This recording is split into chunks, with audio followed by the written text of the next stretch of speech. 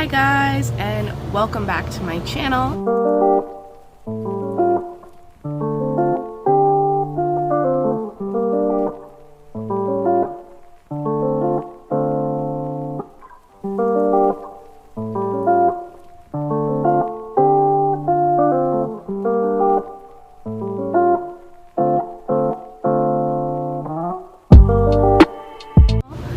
I hope there's not too much noise going on out here. I decided to film on the patio because right now I'm in Vermont on vacation. So this is pretty exciting. I've never been to Vermont. It's really nice though. Like literally you can see mountains from over there. I want to show, you know what? I can show you guys real quick. Hold on. I'll show you guys the mountains because I'm going to be coming out with a video very soon of my vacation. So let me just... My ring light is literally a joke. So if you can see, there are mountains over there. That is my view right now. Okay, now we're gonna take it back to me, so I'm just gonna pause it so I can readjust the camera.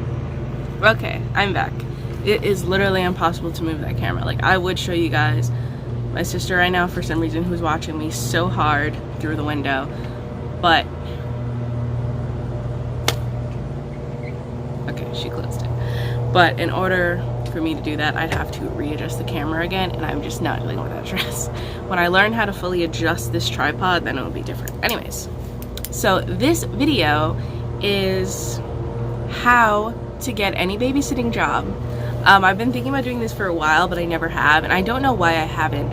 I've been babysitting for more than a few years now, I guess you'd say. Like, I mean, I've always had babysitting experience since I was really little, and like, as soon as I got into babysitting, like as soon as I took it seriously and was like, all right, I'm gonna start doing this as a full-time job, I started having like, you know, lots of friends of mine that'd be like, oh yeah, how do you get these jobs? Like, how do you get to get paid this certain amount? And it's like, there's a lot that goes into it. You know, there's a lot that goes into like getting a babysitting job that's right for you, and then also being paid right, because, you know, you could basically meet somebody on the street or even at a park. It happens all the time, and they could be like with their kids, and then they could like see you there, and who knows, maybe you have a sibling and they're like, oh my gosh, do you babysit? And you're like, oh my god, great. And then you end up going at their house babysitting on a Saturday night. 3-4 hours go by, you get handed $50, and you're like, how much was I getting paid an hour? And they're like, we never discussed that. There's a lot that goes into it. You could go watch a kid. You can go watch 3 kids right now. Doesn't mean you're gonna get paid a reasonable rate. Doesn't mean that you could do this as a full-time job. I do it as a full-time job, kind of. I do it more part-time. I live with my parents. If I wanted to do it full-time, I could. I did do it full-time in the beginning of quarantine. Honestly, I've done a lot of full-time babysitting jobs during quarantine. Before quarantine, not really. I still did part-time, but I'm always still like, you know, I want to get paid a certain rate a week when I do part-time. But I don't want to keep rambling. I want to tell you guys the steps on how I get these babysitting jobs. So let's dive right into it. And I have my little notebook here where I have all my little steps. So, oh, sorry. Let's just do the thumbnail real quick if you don't mind. Alright, I might have to just take selfies, to be honest. Anyways, so my first thing here is how to get an interview. See, I feel like for a lot of people, the first thing they're like is, I want to know how to land the job. But how do you get the interview? So first, I'm going to start by explaining for the 18 and under crowd. Don't think that I'm only giving advice to people who are 18 and over. I'm 22, so that's why I'm giving advice for people who are older, mainly. Like, I have a lot of advice for that, but I have advice for people who are younger as well. So I had thought of all these tips because I was like, ooh, what should you do? See, when I was, let's say, I think I was 16, 17, I really wanted to become a babysitter. So I remember, like, I was trying to like create these like posters on the computer, and I wanted to like post them with my number at different like apartment buildings. And I remember my mom didn't allow me. Like, first she was like, you have to do my number. So I don't think that's a bad idea, because I know that still works nowadays. Like, clearly in like certain laundromats it still works. What I would say is put your rate in there, probably, or like a range. Like, say like if you're 18, I'm sorry, like I think you can reasonably get 15, but just in case, it's like you're putting certain laundromats, and like a lot of times people who are finding it there aren't really looking to pay a lot. So I'd say start around like 12 or something like that, and then range it to like 16. I would say like 12 to 16, and then put that in a laundromat. But speak to your parents first about it. I don't want you just putting your number out there. My mom had the right idea to put her number, but I didn't want to do that because I'm like, then people aren't going to think I'm professional. But even nowadays, I get uncomfortable going to a new person's house when I haven't met them yet, because I'm like, you never know. But I don't know, at my age now, I'm like, I met them through the care.com or Sitter City, so like it has to be legit. But like if somebody's just calling you on your phone, like I said, like be a little bit nervous, especially if you have your picture on there. It's like there's a lot to think into. What I would do nowadays, social media is such a big thing. When I was that age, I feel like social media was still a thing, but it was like, I don't know, now it's like a big thing. I'm sure you have an Instagram, I'm sure you have a Facebook account, definitely Facebook. Either you could literally make a page for your babysitting, but I would wait for that. I would wait before you make a page where people can like book you basically as a sitter, because that means, you can have your own little babysitting service kind of going on. I would start out and I would make a post on Facebook, and I would ask for family members and friends to repost that post of you saying that you were looking for babysitting services. Another good thing to do is, and I've seen a lot of opportunities on there, depending on where you live, like let's say if you live in like, I think Valhalla or like Scarsdale, they have like moms of that page. Like they have a mom page for each town, which was like a new thing for me when I was led into the mom page for where I live. And I remember going on there that a lot of moms are looking for babysitters. But my thing was like, at my age and like the rate that I'm used to getting, I was like, they're not really offering the price that I want. A lot of them want to pay set rates. But if you're still in high school and you're not really looking, well, you're still going to be getting a lot of money. Because think about it, 3 hours of babysitting and somebody pays you like $50 compared to working 3 hours at like, McDonald's or something like that. And you make like, I don't even know, I haven't worked in like, I haven't like done anything involving taxes in such a long time. But it's like, what is it, like, is it 10 now? Like $10 an hour? So what is that, like 30? But then like you gotta like take out taxes, and like what do you only make, like 25 for 3 hours, or maybe you make like 35 in 3 hours? I don't know. It depends on like what you make an hour. I don't know. But obviously with babysitting, unless it's on the books, then yeah, you gotta worry about taxes. But if it's off the books like it is for me, then yeah, whatever you put in the calculator, this amount times this many hours is what you're getting paid. And that's kind of, I feel like, why you're watching this video, because that's what you want to do. At some point I know I need to get a job involving taxes and things like that, but I have time. Let's not stress that. Okay, so yeah. So I would recommend doing that. Instagram posts, even, that would work too. A Facebook post, and if you start getting some traffic, maybe like some family members who like you working through, because like you could easily like babysit for certain family members. Like maybe you have family members that you didn't know needed childcare, and when you post it on Facebook, they'll see it. Ask your mom, ask your friends, ask your friends' moms. Like, you really need to try to traffic yourself when you're under 18, because it's difficult. Now, for over 18, get on Care, get on Sitter City. If you live in the city, get on Urban City. I've heard there are a lot of jobs that pay like $30 an hour apparently on Urban City, but I just don't think it's worth it for me to take the train to New York City to get paid $30 an hour to come back. Like, think about it, like $10 there, $10 back. Actually, from where I am, it's $12. So I just don't think it's worth it. But yeah, so that's how we basically start marketing ourselves. And now let's dive into actually how we get the interview. So it all has to go into your message, like the way you sell yourself. So just like when you're on Facebook or on Instagram promoting yourself, really have it, make sure it's well thought out and kind of to the point. Like, I think I can show, I don't know if I want to show my message here. I don't know if that's okay to show here. Yeah, I don't know. Okay, anyways, well, here's what I'll have here. This is an example. This is an example of what you would write. It's not exactly my message, because I just don't know if I should have my message out there, because, I still get babysitting opportunities, so I don't know if I should have it. But basically, yeah, you gotta have it kind of like straight to the point. I always say that I'm a college student. A lot of people like college students for babysitters. I don't know why. I guess it's because they know that we're gonna probably stay with the job as long as, like, we're still having the same school schedule, or it might have to do with the fact of like them knowing we're responsible for being a college student. I'm not sure, but being a college student is always a plus to literally add in any bio. And then also stating some of your experience, but you don't have to exactly give it all out. And then having your reference list made well. So if you have no experience yet and you're 18, I know how you feel. See anybody, like a family member maybe that you've had who has seen you with their kids, or like that has kids, and you're like, oh, you've seen the way I interact with kids, like, would you mind being a reference? Like, tell them like how I've been. Your mom could be a reference. Your I mean, a friend could be a reference too. Sometimes that works. Just like try to have at least 3 references, like 2 to 3 references, because parents will ask you for a reference. So keep that in mind. But your message is really, really important. I'm going to have my business email in the description box below. If you are struggling writing your message that you're going to send to each parent, send me an email and I'll help walk you through it. Clearly, like, I don't have a big following, so I'll help you for free.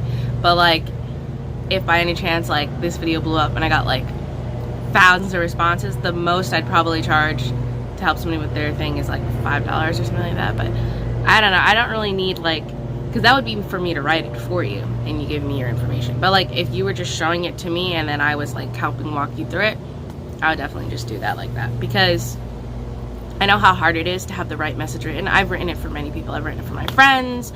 I've written it for my own cousin, you know, because it's just, you need it written. You need it to be well written. You need it to be stating all the, you know, point A, B, and C for the parents to read, because they don't want to read a whole, like, I don't know, sometimes it's good to kind of like, how do I say this, feather it out a little bit, like, let's just wash that out. But yeah, no, it's really good to just, you know, have it kind of like straight to the point, but then also like, you know, stating some good things like, oh my gosh, I love children of the future. Like, those are some really good lines to throw in there. I've never did children of the future. I just say I love kids, because I just think it's pretty simple. But yeah, it's all about your message, and that's how you get the interview. Now, how to land an in-person interview. That is very important. Landing an in-person interview is not easy. You could think that, I've had a lot of parents message me back and respond to me, and then we've done a phone interview. I never got the actual interview. I can tell when I'm not going to get an interview. I don't know, it's pretty simple. Like, if I talk to a parent on the phone and I can kind of feel their vibe, and like my answers just aren't right. Like, especially if, let's say I've done, please do your phone interview at the right time.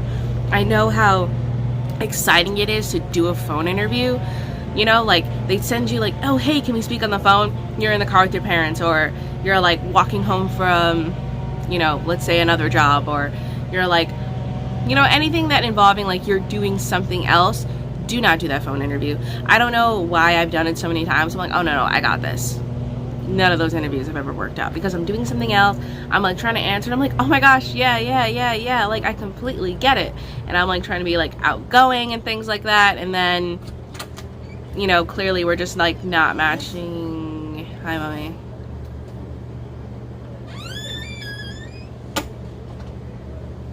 Anyways, so clearly we're like not matching the same vibe, and I can just tell they're not liking my answers, because you also have to think through your answers, but not for too long. Like, clearly you can't sit there for like 10 seconds like, okay. Like, they said, do you like sports? What do I say? Yes. Don't just say like, oh yeah, I do. No, it's like, oh yeah, like I ran track for 3 years. Like, you know, you really gotta like have those answers like flowing out of you. It's difficult. Maybe even practice with a friend. Like, I'm serious, these phone interviews are hard to land. I've done phone interviews, not had the interview. Oh, and on the phone interview, I would ask questions, but not too many. Not until the in-person. When you're doing a phone interview, I would answer like, I would ask like 2 questions. Like, I wouldn't ask the rate yet exactly. Like, sometimes I do, but yeah, sometimes I do ask for the rate actually, now that I think about it. But sometimes they just tell you. I kind of hate when they don't tell you. But like, let's say if you were asking like 2 questions, like the first thing would be like, what are the exact hours? That's always what I ask, because on these apps, they'd be saying all types of hours. They'd be like, oh, 9 to 5, Monday through Thursday. And I remember at one time I had an interview like that, and he was like, oh, actually it's every other week. And I was like, oh, okay, that's great for me. And then I was like asking about the rate, because those were normally my most important questions, because I want to know that I can do the hours, and I also want to know how much I'm getting paid, and that's all I really care about. But I remember he was like, oh yeah, he was like, it depends on your experience. A lot of times, I don't know, it's tricky. A lot of times when they say that, it's like, they didn't like that you asked that question. Like, I feel like anytime I get that answer, like, I can tell they didn't like that question. Most places when you ask that question, well, most jobs when you ask that question, they're pretty quick to say like, oh yeah, like starting at 15, but I might willing to go to 20, but like a lot of people are just like, no, it depends on your experience. Like, why are you asking me? especially with the attitude too. It's just But anyways, let's say your phone interview does well. Now let's try to do well on the actual interview. Okay, so what I would say is, for the actual in-person interview, you don't have to dress all nice. Like, I've gotten a $25 an hour job rolling up there wearing clothes from another job because that job was going to be ending very soon. And I remember I was wearing like sweatpants, I think a t-shirt maybe, or was it a long sleeve shirt? My sweatpants outfits are normally kind of cute. Like, this is actually a part of a sweatpants outfit. It's cropped, it's like a cropped shirt, but then it comes with the pants. I'm not wearing the pants, but I'm wearing shorts because it's hot out here. It doesn't really matter what you're, I'm not gonna say what you're wearing, because make sure you're dressed comfortable. And girls, I know you want to wear that cute low cut shirt and those little shorts. Don't do it. Don't do it for the interview. Don't do it, girl. Don't do it. I don't get anybody who would do that, especially for an interview when you're working with children. Like, I have all types of, like, you know, really cute outfits. I don't wear those to work. In the summertime, it can get tricky. Like, I'm not gonna lie. Like, I'll be wearing like a t-shirt but then some short shorts, because it's like, this is all I have. It's the summer, but you're already working with them, you know? But try your best to wear something that's like comfortable, you know? Sorry, my face is like, this is why I don't wear makeup, and I'm wearing makeup today. Yeah, so this is why I would say wear like leggings, t-shirt, you could wear sweatpants, comfortable shirt. You just dress cute. I've worn a lot of like leggings and like a cute shirt, like a simple sort of like this is a simple kind of shirt and like black leggings, or like, you know, if it's fall time, you know, a long sleeve shirt or sweater and like jeans. It's so easy. It's so easy to dress in the fall for a job. For me, jeans and a sweater, and you walk in there and it's just nothing to worry about that wise. And then you just make sure your hair looks nice and you smell good. That's about all for there. Yeah, so that's what you wear to the interview. Other things for how to land an in-person interview. Listen to them. I just feel like there's a lot of respect when you let them speak. Like, don't try to, you know, come over them. Like, if they're speaking to you and then they stop for a second, that's when I answer. I wouldn't wait too long to answer. It's a lot of like, you know, making sure you're nodding, make sure you're understanding, and I'm like, yeah, completely understand. That's always really good to do too. And it's all about your personality, so make sure you be yourself. Just make sure that you're respectful. And also, if you are meeting, like, let's say their son or daughter at the time, or all their kids, make sure to be very friendly to their kids. I sometimes like to ask them questions. One time I had an interview, and I remember the little girl came down and she was wearing like a Stranger Things shirt, and I was like, oh, Stranger Things, I love that show. And I do like that show a lot. That's a really good show. So like, I remember when I saw that, I was like, I think we'd get along. And we did. I mean, I was at, you know, that position for a very short period of time, but like, I got that job very quickly. So yeah, there you go for that. Another good thing is, so after the in-person interview, and let's say you're worried, you know, if you did well. I never know if I do well in these interviews, honestly. I always send a message after saying, like, you know, thank you for, like, you know, inviting me over your home. I was glad to meet you, and, you know, so and so, which is, you know, their daughter's or son's name. And I always like to do that. Sometimes if they do it for you, I feel like that's always really good. I never know if it's just them being nice, but if they do it for you, that's really good. Instead of if they send it to you before you send it. I normally wait until I'm done, like, driving home, and then I send it. And that's normally how I work around it. And then another thing is, what would I say? Oh yeah, it shouldn't take that long for them to get back to you on the job. If like 3 days go by, it's not gonna happen. 24 hours, 48 hours, that's like the limit with babysitting. Personally, that's my experience, 24 to 48 hours. I've never waited 7 days for a response. Unless they straight up are like, oh yeah, I have another interview, you know, Tuesday, and then another one Thursday, and then another one Friday, and you were like the first one, which has never happened to me. I'm either the last or like you know what I mean, or the second to last for an interview. So just keep that in mind. And also have a lot of options ready. I don't want you to be putting all your eggs in one basket with one babysitting job. If you can have like 3 interviews and be making a decision, do that. Do that. I normally can make, like, with quarantine it's hard. I've been able to get like 2, make a decision, but like that's as high as, you know, as far as it gets. One thing I forgot to mention, because I'm hoping I'm not running out of time. I don't want this video to be too long. when it comes to finding a job, you don't have to drive. I feel like that's a big, you know, issue that comes up a lot because I drive, so clearly like it's really easy for me to get sitter jobs around me because people want you to drive their kids around. If you have a license and you don't have a car, you're gonna work out pretty well because a lot of times families will have you, you know, driving their kids in their own cars. I personally don't like it for certain jobs that I've had where, you know, it's your car and then they're pushing your car to the limit. Or I've had like, you know, interviews where they were like, I want you to drive my kid to like Yonkers and back like every day for like $15 an hour. And it was like, when you were adding it up, it was like, what about gas? I'm like, oh no, we don't do that because you're mainly just driving them. You know what I mean? But it was like, it adds up. If you don't have a really good car, like I don't have the best car in the world, so I'm not going to be out here pushing my car to the limit. You know what I mean? But yeah, don't worry about having a car because even the job I have right now, like I'm not required to drive. Like I'm pretty sure if I didn't drive, I would still have this job because I don't need to drive for it. But yeah, like I don't drive for this job. Like I have a car though, so like if we were gonna go somewhere, I could drive us there.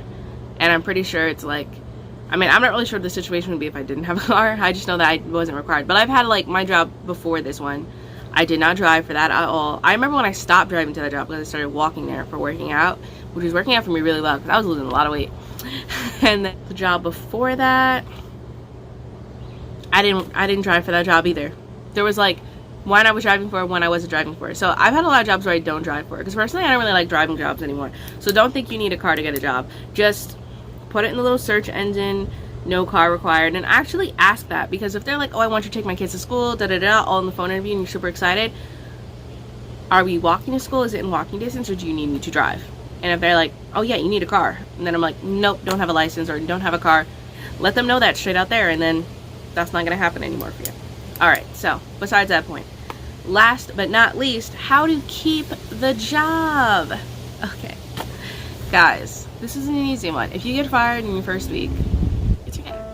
It's happened. It's happened to me. It's probably happened to a friend of yours.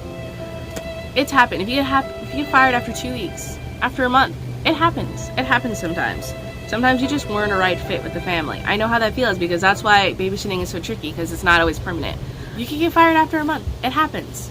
It happens to the best of us. The experience I've had with babysitting, I don't really go without one for very long. And I always, like, I get asked for advice even from my own aunt, and she does, you know, she's a home health aide, normally full-time, but she likes to do babysitting part-time. And I get offers all the time for jobs. And honestly, with like friends of mine or family members of mine, I'll ask them, like, do you want this job? It is in this town. They're offering me this rate, and I'll give them your number because I'm happy with my job right now. You know, because I get those offers all the time.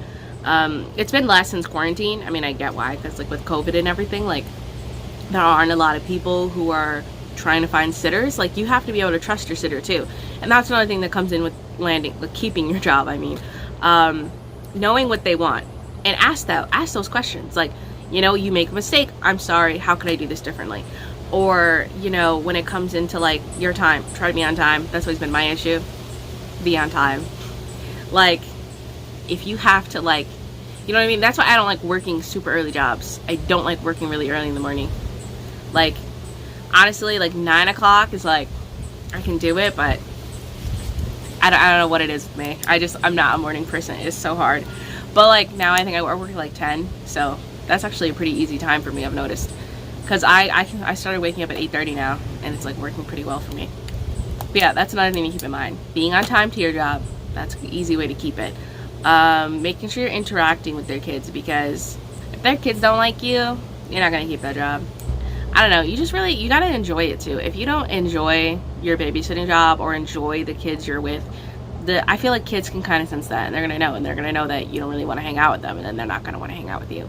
So you really just need to make sure that you like the kids that you're with and that you're enjoying your time with them as well, or else it's gonna be even more stressful for you and your time is gonna be less with them. So you gotta make sure you like the kids, make sure you're comfortable, make sure you're not stressing it, and if they're not a right fit, they're not a right fit. But I can tell you from experience, if I want to keep a job, I can keep a job, because, you know, I was doing my job.